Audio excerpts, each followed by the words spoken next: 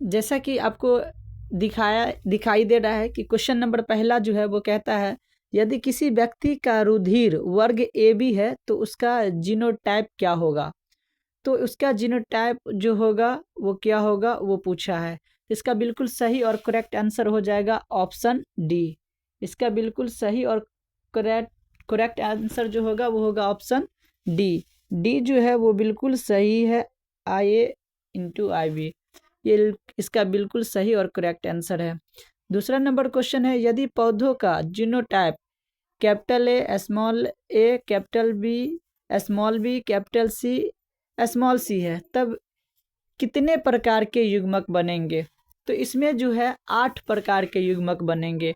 इसमें option C जो है वो बिल्कुल सही आंसर है, क्योंकि इसका जो है ऑप्शन 8 वो सही है। क्योंकि इस प्रकार के अगर आपको सवाल कभी भी पूछे तो आप ये इसको आप इस तरीके से बता सकते हैं। इसमें आपको जो है इसका फार्मूला होता है 2n होता है इसका फार्मूला। अब इसमें क्या करना है कि 2n यानी नंबरिंग। तो देखिए कैपिटल ए कैपिटल बी और कैपिटल सी यानी कि 1 2 3, तो नंबर ऑफ 3 यहाँ पर लिखेंगे n के जगह पर 2 के पावर 3 और बराबर देंगे, इसको मल्टीप्लाई करेंगे 2 × 2 × 2 बराबर 2 दूना 4 4 दूना 8। ये इसका बिल्कुल सही और करेक्ट आंसर है। तो इस प्रकार से इसका जो है ऑप्शन सी 8 वो बिल्कुल सही होगा। चलते हैं क्वेश्चन नंबर नेक्स्ट।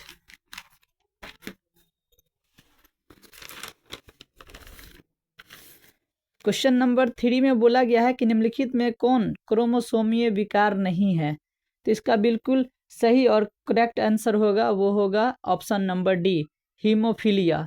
हीमोफीलिया जो है वो क्रोमोसोमीय विकार नहीं है। ऑप्शन डी इसका बिल्कुल सही आंसर होगा। अब चलते हैं क्वेश्चन नंबर 4 की ओर। निम्नलिखित में किस जंतु में लिंग निर्धारण क्रोमोसोम समुच्चय की संख्या पर निर्भर है। तो इसका बिल्कुल सही और करेक्ट आंसर होगा ऑप्शन नंबर बी, यानी मधुमक्खी। मधुमक्खी जो है इसका बिल्कुल सही और करेक्ट आंसर हो जाएगा। अब चलते हैं क्वेश्चन नंबर 5 की ओर। क्वेश्चन नंबर 5 में बोला गया है कि निम्नलिखित में कौन नियम एक संकर क्रॉस पर आधारित है। तो याद रखिएगा ये जो होगा ऑप्शन ए और ऑप्शन बी ये दोनों सही होगा, क्योंकि प्रभाविता का नियम और विसंयोजन का नियम ये दोनों नियम जो है इस पर निर्भर आधारित रहता है। इसीलिए ऑप्शन नंबर डी यानी कि ए और बी दोनों बिल्कुल सही होगा। अब अगला सवाल क्वेश्चन नंबर 6, जीवाश्म किस प्रकार के चट्टान में पाए जाते हैं। जीवाश्म जो है वो अवसादी चट्टान में पाए जाते हैं। तो क्वेश्चन नंबर ए जो है बिल्कुल सही और करेक्ट आंसर होगा ऑप्शन नंबर ए, अवसादी चट्टान। और जो लोग मेरे इस चैनल पे पहली बार जुड़ रहे हैं उनसे मेरा रिक्वेस्ट है कि मेरे इस यूट्यूब चैनल को सब्सक्राइब करके इस वीडियो को अच्छा लगे तो लाइक करके अपने दोस्तों में शेयर कर दीजिए। अभी तो मैं सिर्फ ऑब्जेक्टिव का टिक लगा रहा हूँ कि कौन सही है और कौन गलत। इसका सब्जेक्टिव का आंसर या इस ऑब्जेक्टिव को सॉल्यूशन टाइप का वीडियो चाहिए तो आपको इसी चैनल पे मिलेगा, आप इस चैनल को सब्सक्राइब कर लीजिए। क्वेश्चन नंबर 7 में पूछा गया है कि जानवरों में निम्नलिखित में से कौन समजात अंगों का उदाहरण है। तो इसका ऑप्शन नंबर डी हो जाएगा, श्रीसर्प एवं स्तनधारी के हृदय। ये बिल्कुल सही और करेक्ट आंसर है ऑप्शन नंबर डी। चलते हैं question number next.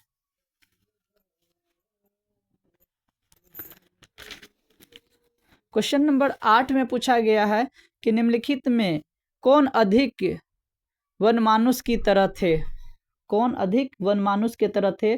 Option number ए हो जाएगा, डायोपिथेकस। ये जो है बिल्कुल सही और करेक्ट आंसर हो जाएगा। क्वेश्चन नंबर 9 में पूछा गया है कि निम्नलिखित में किस एंजाइम के कारण लैक्टोज जीवाणु कोशिका में प्रवेश करता है।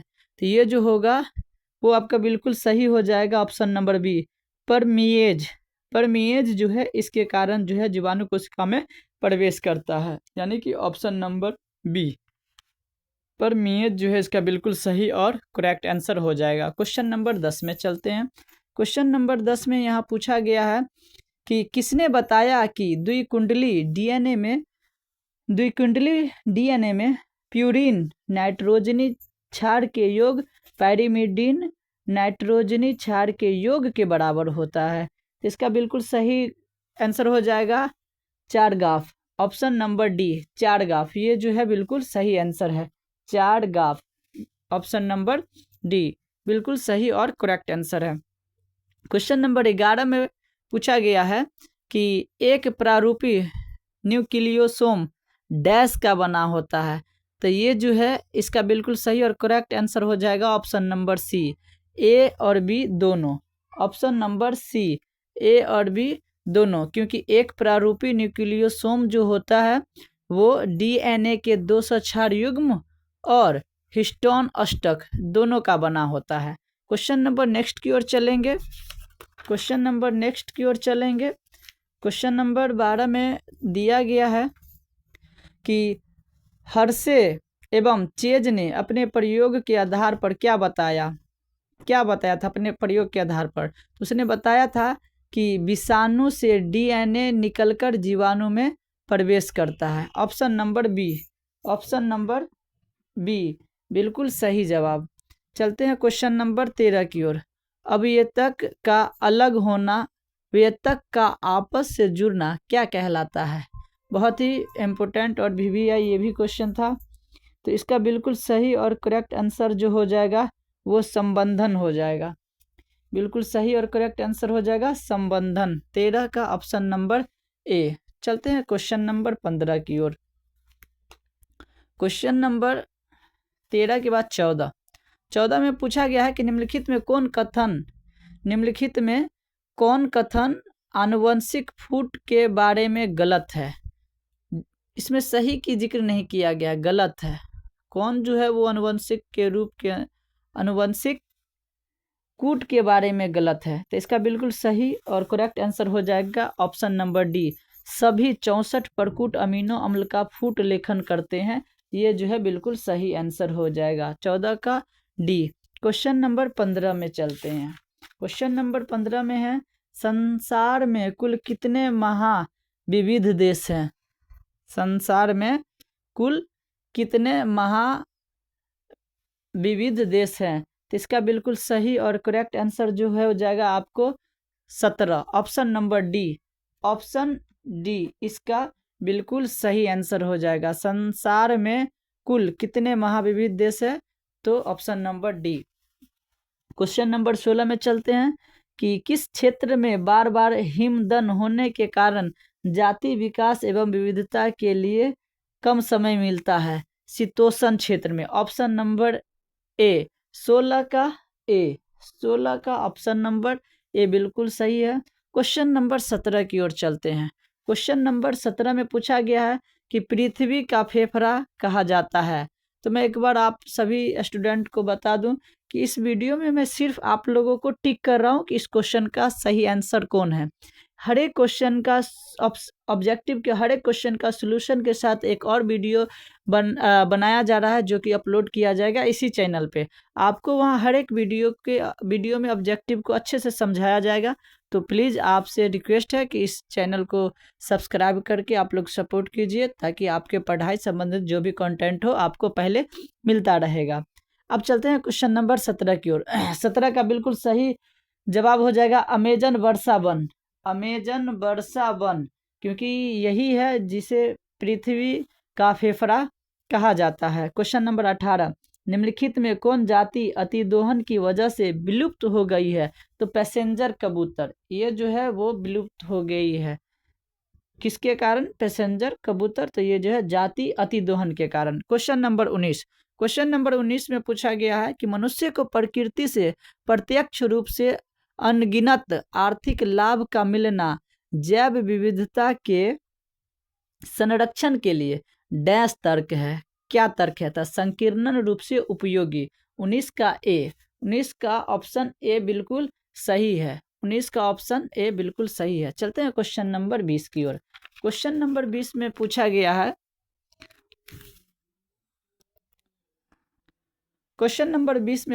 है, कि निम्नलिखित में कौन एक पारितंत्र का प्राथमिक उपभोक्ता नहीं है? इसका बिल्कुल सही और करेक्ट आंसर हो जाएगा ऑप्शन डी, भेड़िया। ऑप्शन डी, भेड़िया, ये इसका बिल्कुल सही और करेक्ट आंसर है। चलते हैं क्वेश्चन नंबर 21 की ओर। प्रकाश संश्लेषणात्मक सक्रिय विकिरण का कितना प्रतिशत पादप प्रग्रहण करता है? इसका बिल्कुल सही और करेक्ट आंसर हो जाएगा 2 से 10%। ऑप्शन नंबर बी, 2 से 10%। ऑप्शन नंबर बी इसका बिल्कुल सही और करेक्ट आंसर है। बढ़ते हैं तेजी के साथ अगले क्वेश्चन की ओर। क्वेश्चन नंबर 22 में बोला गया कि अपघटन के लिए कच्चे पदार्थों को क्या कहते हैं? मतलब अपघटन के लिए कच्चे पदार्थों को क्या कहते हैं? तो इसमें जो है इसका बिल्कुल सही और करेक्ट आंसर होगा ऑप्शन डी। ऑप्शन डी यानी कार्बनिक पदार्थ, ये इसका बिल्कुल सही और करेक्ट आंसर है। क्वेश्चन नंबर 23 में पूछा गया है कि द्वितीयक उपभोक्ता को क्या कहते हैं? तो याद रखिएगा, द्वितीयक उपभोक्ता को प्राथमिक मांसभक्षी कहते हैं, यानी कि ऑप्शन नंबर बी इसका बिल्कुल सही और करेक्ट आंसर होगा। अब हम लोग बात करते हैं क्वेश्चन नंबर 24 को। मृत कार्बनिक सामग्री या अपरदों के खंडन द्वारा ऊर्जा एवं पोषण प्राप्त करने वाले को क्या कहते हैं? तो इसका बिल्कुल सही जवाब हो जाएगा, इसका बिल्कुल सही और करेक्ट आंसर हो जाएगा पूतिजीवी, यानी ऑप्शन ए। ऑप्शन ए जो है इसका बिल्कुल सही जवाब है, पूतिजीवी इसका बिल्कुल सही जवाब होगा। बढ़ते हैं क्वेश्चन नंबर नेक्स्ट की ओर। क्वेश्चन नंबर नेक्स्ट में जब जाएंगे तो यहाँ पर पूछा गया है क्वेश्चन नंबर 25 में। क्वेश्चन नंबर 25 में पूछा गया कि निम्नलिखित में से कौन ऑफरिस का प्राग्नीय अभिकर्मक है? इसका बिल्कुल सही और करेक्ट आंसर हो जाएगा ऑप्शन सी। ऑप्शन सी, मक्षिका की एक जाति। यहाँ पे मधुमक्खियाँ की एक जाति भी आप लिख सकते हैं। यहाँ पे मधुमक्खियाँ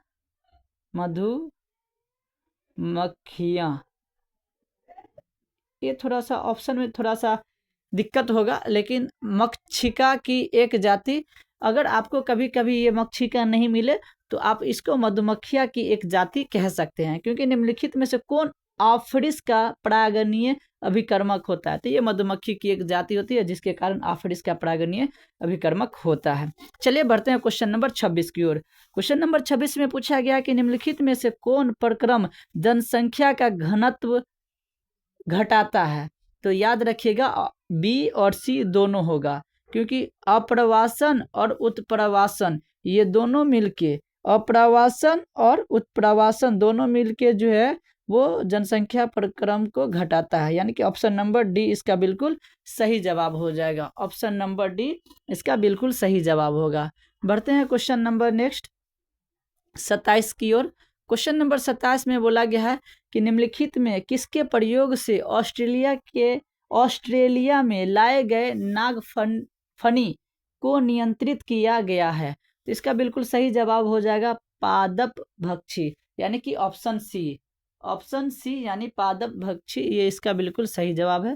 क्वेश्चन नंबर 28 में पूछा गया है कि लाइकेन किसका उदाहरण है? लाइकेन जो होता है वो किसका उदाहरण होता है? तो यह होता है सहभोजिता। ऑप्शन नंबर डी, सहभोजिता का लाइकेन जो है वो उदाहरण होता है। क्वेश्चन नंबर 29 की बात करते हैं। निम्नलिखित में से कौन सर्वाधिक ज्ञात प्रतिरोधक कार्बनिक सामग्री में से एक है? तो इसका बिल्कुल सही जवाब हो जाएगा option number C. Option C यानी कि एस्प्रोलोप्रोलिन, एस्प्रोलोप्रोलिन, ये जो है बिल्कुल इसका सही जवाब है। क्वेश्चन नंबर 29 के बाद बढ़ते हैं क्वेश्चन नंबर 30 की ओर। क्वेश्चन नंबर 30 में जब जाएंगे तो यहाँ पर दिया गया है कि क्वेश्चन नंबर 30 में पूछा गया है कि आवृतबीजी पौधों के परागकण में निम्नलिखित में कौन कोशिका उपस्थित होती है? तो याद रखिएगा आवृतबीजी पौधों के परागकण में निम्नलिखित में से कौन कोशिका उपस्थित होती है? तो इसमें जो है ए और बी दोनों, यानी कि ऑप्शन डी बिल्कुल सही जवाब होगा, क्योंकि कायिक कोशिका और जनन कोशिका दोनों जो है वो आवृतजीवी पौधों में पाए जाते हैं। अब क्वेश्चन नंबर 31 की बात करते हैं। क्वेश्चन नंबर 31 में पूछा गया है कि निम्नलिखित में से किस बीज में परिभ्रूण पोष नहीं होता है? तो याद रखिएगा हाँ, परिभ्रूण पोष जो होता है वो गेहूं में नहीं होता है। किस में नहीं होता है सर? गेहूं में नहीं होता है। किस में नहीं होता है परिभ्रूण पोष? तो गेहूं में नहीं होता है। तो क्वेश्चन नंबर 31 का सही जवाब हो जाएगा गेहूं, यानी ऑप्शन सी। क्वेश्चन नंबर 32 की बात कर लेते हैं बिना लेट किए हुए, क्योंकि आगे आप लोग को नेक्स्ट पेपर की भी तैयारी करना रहता है। बस आपकी कंफर्मेशन के लिए ये वीडियो है कि हमने आज कितने ऑब्जेक्टिवों को टिक करके आया है। तो क्वेश्चन नंबर 32 में पूछा गया है कि निम्नलिखित में किस बीज में एक से ज्यादा भ्रूण उपस्थित होता है ना? तो वो कौन सा बीज है? वह बीज में एक से ज्यादा भ्रूण उपस्थित होता है। तो याद रखिएगा, सिस्टरस और आम और संतरा, ये तीनों में ये जो है वो एक से ज्यादा रहता है, यानी कि इनमें से सभी। इसका सही जवाब हो जाएगा इनमें से सभी। अब बात करते हैं क्वेश्चन नंबर 33 की। घास परिवार में बीज पत्र को क्या कहते हैं? घास परिवार में बीज पत्र को एस्कुटेलम, ऑप्शन डी, यानी कि एस्कुटेलम। घास परिवार के बीज पत्र को एस्कुटेलम कहते हैं, यानी ऑप्शन डी इसका बिल्कुल सही जवाब है। क्वेश्चन नंबर 34 की बात कर लेते हैं। क्वेश्चन नंबर 34 में बोला गया है कि त्रिसंलयन के पश्चात भ्रूणपोष की कौन कोशिका प्राथमिक भ्रूणपोष कोशिका बन जाती है? तो इसका बिल्कुल सही और करेक्ट आंसर हो जाएगा, इसका करेक्ट आंसर हो जाएगा, वो हो जाएगा ऑप्शन ए, यानी केंद्रीय कोशिका। ऑप्शन ए केंद्रीय कोशिका जो है वो इसका बिल्कुल सही और करेक्ट आंसर होगा। बढ़ते हैं क्वेश्चन नंबर नेक्स्ट की ओर। क्वेश्चन नंबर 35 में बोला गया है, क्वेश्चन नंबर 35 में बोला गया है कि निम्नलिखित में से कौन सहाय कोशिका में प्राग नलिकाओं को दिशा प्रदान करने में महत्वपूर्ण भूमिका निभाता है? तो इसका बिल्कुल सही आंसर हो जाएगा तंतु रूप समुच्चय, यानी ऑप्शन बी। ऑप्शन बी इसका बिल्कुल सही और करेक्ट आंसर हो जाएगा। क्वेश्चन नंबर 36 की बात कर लेते हैं कि शुक्र जनक नलिकाओं में निम्नलिखित में से कौन कोशिकाएं पाई जाती है? तो शुक्र जनक नलिकाओं में जो है वो सर्टोली कोशिका पाई जाती है, ऑप्शन ए, सर्टोली कोशिका। ऑप्शन ए, शुक्र जनक नलिकाओं में सर्टोली कोशिका पाई जाती है। क्वेश्चन नंबर 37 की बात कर ले, क्वेश्चन नंबर 37 की बात कर ले तो क्वेश्चन नंबर 37 में पूछा गया है कि भ्रूण के पाद और उंगलियां संघवर्ता के कितने माह के अंत में विकसित होती है? तो ये 2 माह, यानी कि 2 महीना, 2 माह यानी 2 महीने के बाद यह अंग विकसित होती है। अब बात करते हैं क्वेश्चन नंबर 38 की। क्वेश्चन नंबर 38 में पूछा गया है कि निम्नलिखित में कौन अपरा के हार्मोन गर्भावस्था में बनते हैं? अपरा जो है वो किस हार्मोन गर्भावस्था में बनते हैं? तो इसका बिल्कुल सही जवाब हो जाएगा इनमें से सभी। इनमें से सभी यानी कि HCG, HPL और रिलैक्सिन, इन सबों में जो है वो अपरा का निर्माण गर्भावस्था में बनते हैं। क्वेश्चन नंबर 38 की बात कर ले। क्वेश्चन नंबर 38 की बात करते हैं। क्वेश्चन नंबर 38 में पूछा गया है, सॉरी क्वेश्चन नंबर 38 हो चुका है, 39, इसकी बात कर लेते हैं हम थोड़ा कि शुक्राणु किस रचना में अंडाणु के निषेचन में मदद करने वाले एंजाइम होते हैं? मतलब शुक्राणु जो होता है वह रचना में अंडाणु को निषेचन में मदद करने वाले एंजाइम है, वो किस प्रकार का एंजाइम है? तो वो जो हो एक्रोसोम, ऑप्शन डी, यानी कि एक्रोसोम जो होता है वो निषेचन में मदद करता है, वो ये एक्रोसोम एंजाइम जो है वो निषेचन में मदद करता है। क्वेश्चन नंबर 40 यानी 40 की बात करते हैं। निम्नलिखित में कौन कोशिका अगुणित है? निम्न में कौन कोशिका अगुणित है? तो द्वितीयक अंडक यानी ऑप्शन सी, ये जो है वह अगुणित होता है, द्वितीयक अंडक। ठीक है, आइए अब बढ़ते हैं क्वेश्चन नंबर 41 की ओर। क्वेश्चन नंबर 41 की बात करें तो इसमें पूछा गया है कि भारी मात्रा में कार्पस ल्यूटियम से स्रावित प्रोटोजेस्टेरोन की मुख्य भूमिका क्या है?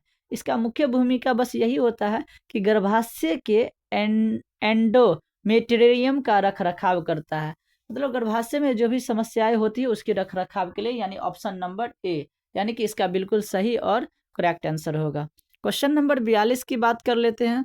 क्वेश्चन नंबर 42 में बोला गया जो भ्रूण 8 ब्लास्टोमियर से अधिक का होता है उसका परिवर्धन है तो गर्भाशय में स्थानांतरण क्या कहलाता है? तो उसको जो है इंट्रा यूरेटाइन ट्रांसफर कहते हैं। ऑप्शन नंबर बी इसका जो है सही और करेक्ट आंसर होगा। आइए क्वेश्चन नंबर नेक्स्ट की बात कर लेते हैं। क्वेश्चन नंबर नेक्स्ट में जो है वो है क्वेश्चन नंबर 43।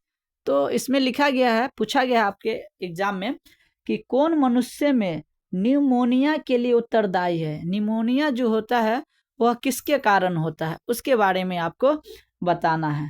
तो इसमें जो है आपका जो है ऑप्शन नंबर डी बिल्कुल सही आंसर होगा। ऑप्शन नंबर डी बिल्कुल सही होगा, क्योंकि निमोनिया होने का कारण जो है वो स्ट्रेप्टोकोकस न्यूमोनी और हीमोफिलस इन्फ्लुएंजी, ये दोनों के कारण जो है निमोनिया हो सकता है। इसीलिए ऑप्शन डी जो है इसका बिल्कुल सही और करेक्ट आंसर है। बढ़ते हैं नेक्स्ट क्वेश्चन नंबर 44 की ओर। इसमें पूछा गया है, बहुत ही जबरदस्त क्वेश्चन है कि मलेरिया के लिए उत्तरदायी रोगजनक कौन सा जीव है? कौन सा जीव है जिसके कारण मलेरिया जो है उत्तरदायी है, जिसके कारण वह फैलता है?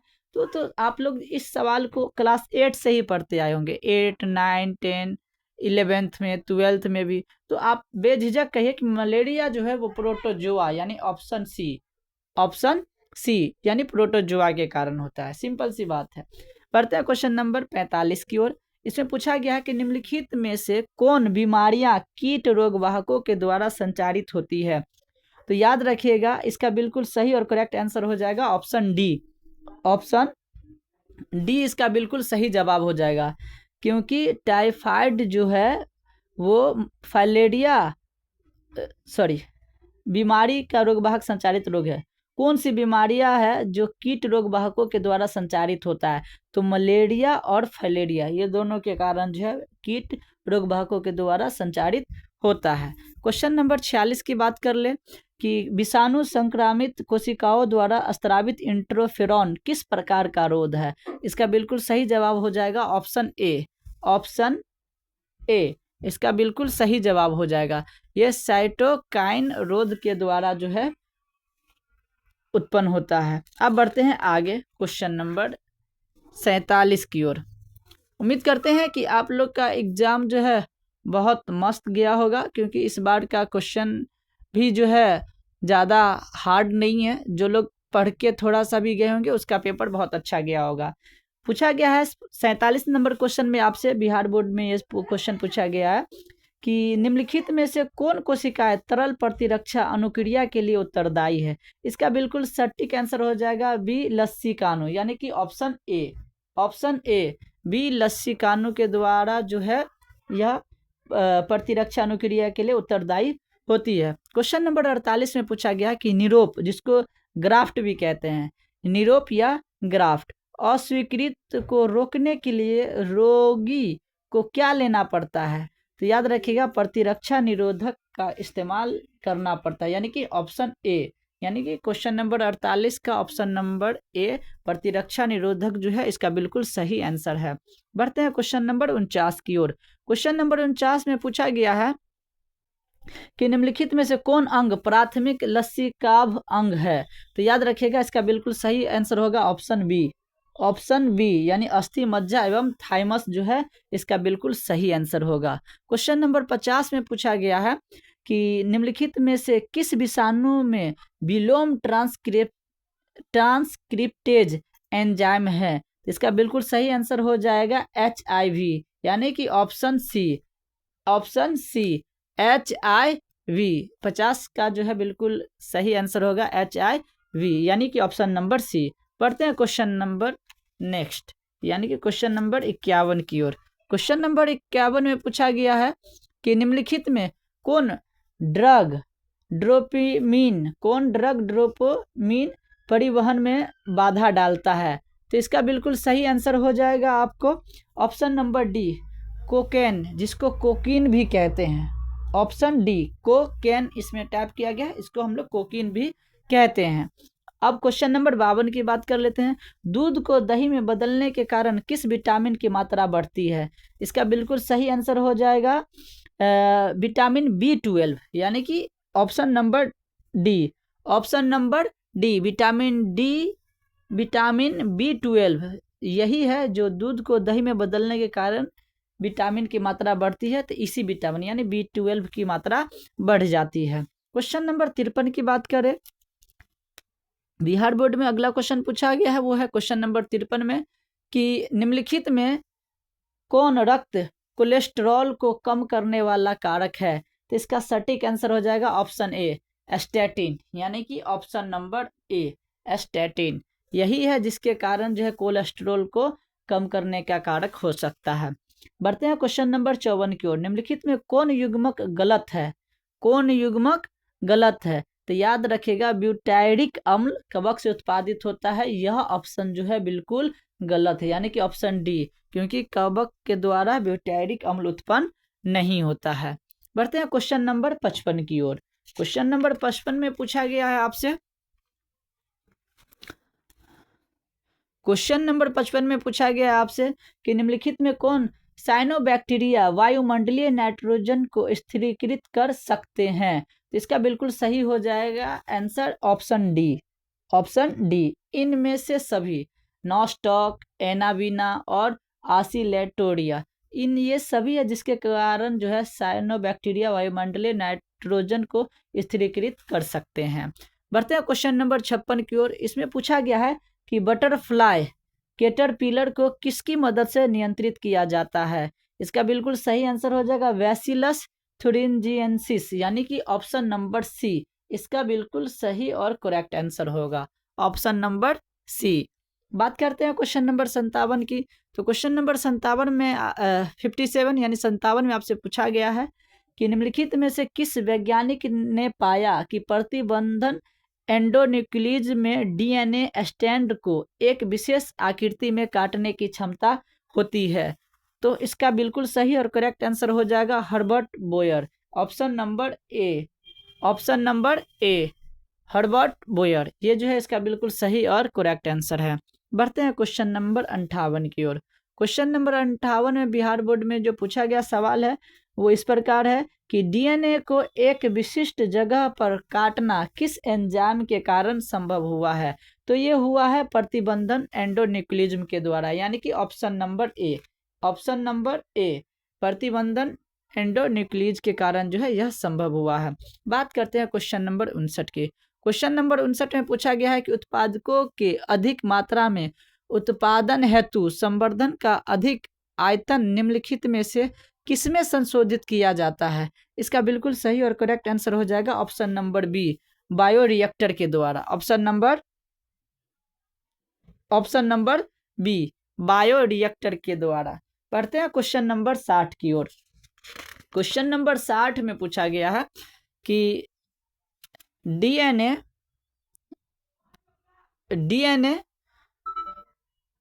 द्विकुंडली की दोनों लड़ियों का आधार स्तंभ किसका बना होता है? दोनों आधार स्तंभ डीएनए का जो होता है द्विकुंडली दोनों लड़ियों का आधार स्तंभ जो होता है वो किसका बना होता है? तो वो शर्करा फास्फेट का बना होता है, शर्करा फास्फेट का बना होता है, यानी कि 60 का ऑप्शन नंबर ए, 60 का ऑप्शन नंबर ए सही है। बढ़ते बिना लेट किए क्वेश्चन नंबर 61 की ओर। डीएनए खंडों को समान प्रकार के चिपचिपे सिरे होने के लिए क्या आवश्यक है? इनके लिए आवश्यक है ऑप्शन नंबर ए, इनके लिए आवश्यक है ऑप्शन नंबर ए, क्योंकि डीएनए को एक ही प्रतिबंधन एंडोन्यूक्लियस से काटा जाए, ये इसके लिए क्वेश्चन नंबर 61 का बिल्कुल सही आंसर है। बढ़ते हैं क्वेश्चन नंबर 62 की ओर। क्वेश्चन नंबर 62 में पूछा गया है कि जेल इलेक्ट्रोफोरेसिस के दौरान डीएनए के खंड किस इलेक्ट्रोड की तरफ जाते हैं? तो इसका बिल्कुल सही और करेक्ट आंसर हो जाएगा option number C, option number C इसका बिल्कुल सही और करेक्ट आंसर हो जाएगा। डीएनए खंड के आकार के अनुसार किसी भी इलेक्ट्रोड की तरफ, है ना, ये इसका बिल्कुल सही और करेक्ट आंसर हो जाएगा। बढ़ते हैं क्वेश्चन नंबर 62 के बाद क्वेश्चन नंबर 63 में, क्वेश्चन नंबर 63 में, क्वेश्चन नंबर 63 में पूछा गया है, क्वेश्चन नंबर 63 में पूछा गया है कि निम्नलिखित में से कौन अनुक्रम है जहां से क्लोनिंग संवाहक का प्रतिकृतियन प्रारंभ होता है। इसका ऑप्शन नंबर सी बिल्कुल सही जवाब होगा, ओरी। ऑप्शन नंबर सी ओरी इसका बिल्कुल सही जवाब है। बढ़ते हैं क्वेश्चन नंबर 64 की ओर। क्वेश्चन नंबर 64 में बोला गया कि डीएनए कोशिका झिल्ली से होकर नहीं गुजर सकता है क्योंकि डीएनए डैश अणु का बना होता है। तो याद रखिएगा डीएनए जो है वो हाइड्रोफिलिक, किसका? हाइड्रोफिलिक अणु का बना होता है। क्वेश्चन नंबर 65 की बात करते हैं तो बिहार बोर्ड में आपको क्वेश्चन नंबर 65 में जो पूछा गया है वो है पीसीआर में प्रयोग किए जाने वाला ताप अस्थाई डीएनए पॉलीमेरेज किस जीवाणु में पृथक किया जाता है। तो याद रखिएगा इसका बिल्कुल सही आंसर हो जाएगा ऑप्शन ए। इसका बिल्कुल सही और करेक्ट आंसर होगा ऑप्शन ए, क्योंकि 65 का जो है ऑप्शन ए यानी थर्मस एक्वेटिकस जो है इसका बिल्कुल सही और करेक्ट आंसर है। क्वेश्चन नंबर 66 में हम लोग चलेंगे। क्वेश्चन नंबर 66 में पूछा गया है कि बीटी जीव 20 प्रोटीन क्यों बैसिलस को नहीं मारता है। तो इसका बिल्कुल सही आंसर हो जाएगा ऑप्शन ए। ऑप्शन ए क्यों नहीं मारता है? क्योंकि बीटी जीव 20 प्रोटीन एक निष्क्रिय प्राक जीव विष के रूप में होता है, इसीलिए वह उसको नहीं मार पाता है। क्वेश्चन नंबर 66 के बाद 67 की बात करते हैं। क्वेश्चन नंबर 67 की बात करते हैं हम लोग। क्वेश्चन नंबर 67 में पूछा गया है कि सूत्रकृमि मेलवाडेगाइन इनकोग्निशिया से तंबाकू के पौधे को संक्रमित होने से रोकने हेतु किस तकनीक का प्रयोग किया गया है। तो कीटनाशक का प्रयोग किया गया है। किसका प्रयोग किया गया है? कीटनाशक का प्रयोग नहीं होगा। इसमें जो है वो आरएनए अंतरक्षेप, ये बिल्कुल सही है। ऑप्शन डी गलत होगा, यानी कि ऑप्शन ए बिल्कुल सही होगा। आरएनए अंतरक्षेप जो है इसका बिल्कुल सही जवाब होगा।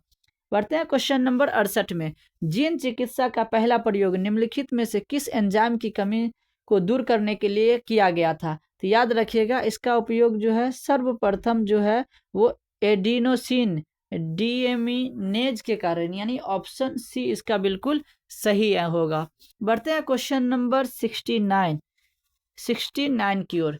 69 में आपसे पूछा गया है, बिहार बोर्ड के द्वारा क्वेश्चन है कि एक अमेरिकन कंपनी ने 1997 में भारतीय बासमती चावल को चावल के किस किस्म से संकरण कराकर एक नए बासमती किस्म पर एकस्व अधिकार प्राप्त कर लिया था। तो इसका बिल्कुल सही और करेक्ट आंसर हो जाएगा ऑप्शन डी।